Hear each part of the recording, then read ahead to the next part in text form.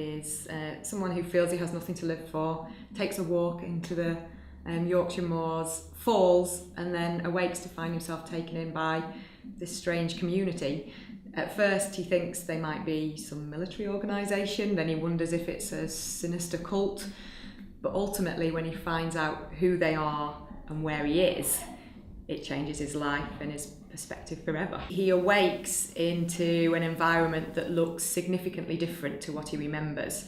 So he falls in a storm and he wakes in the sunshine, but it's more than that. It's buildings there that he can't remember seeing before. It's foliage that's bigger and brighter and greener than anything that he remembers, which was just rocks and heather. And some of his clothing is missing, his shoes are missing, his jacket's missing, and he presumes someone must have taken them. It's all very disorientating. So right from the moment he wakes up, he knows something's wrong. His instincts are telling him something is wrong.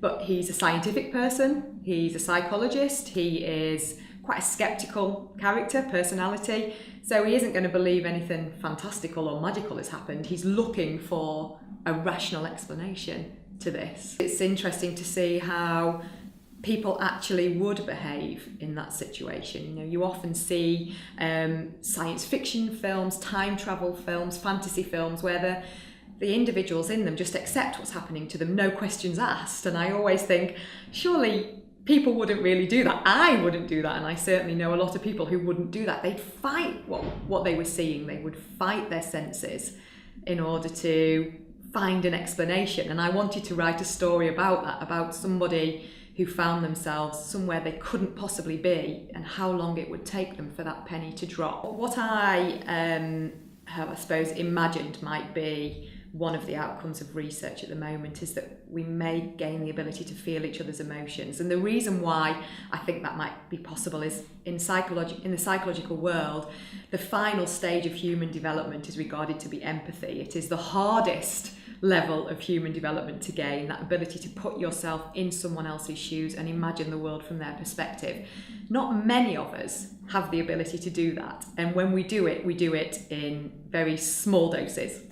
So I thought to improve the human being, one thing that we would want to do is to give people far more empathy. And to give them empathy, they would need to feel how others feel.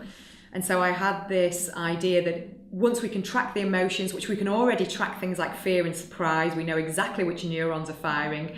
So once we know that, could we then have some form of transmitting that to those around us? So that if somebody felt fear across the room, you would feel an echo of that.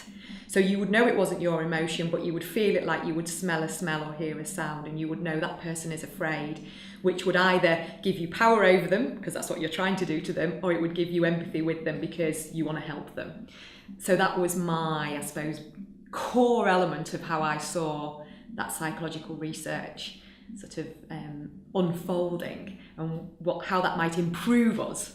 So the downside is we lose our creativity. The upside is that we are far more appreciative and understanding of each other, and there's less prejudice, stereotyping, aggression, because we know why someone is feeling a certain way, because we can now put ourselves in their shoes.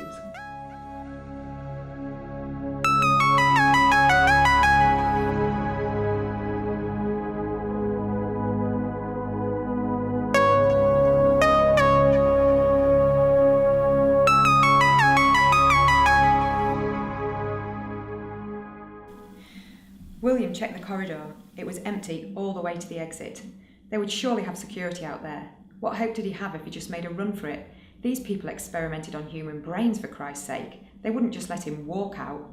You people are in my head somehow, aren't you? Aren't you? A sudden moment of clarity punctured his fear. If he ran, they would try to stop him, no doubt by force. And wasn't that his plan for the day anyway? Before Sorella had chance to respond, William started running. The 10 or so half marathons he'd completed in recent years had made his legs strong and his lungs efficient. William reached the door in a matter of seconds, the exercise making him feel strong. Emerging into the sunlight with his arms pumping and his legs working hard, a satisfied smile crossed his lips. Now this was the way to go, like an action hero running from the enemy. It took around 3.5 strides for his eyes to adjust to the brightness, at which point William came to a dead halt.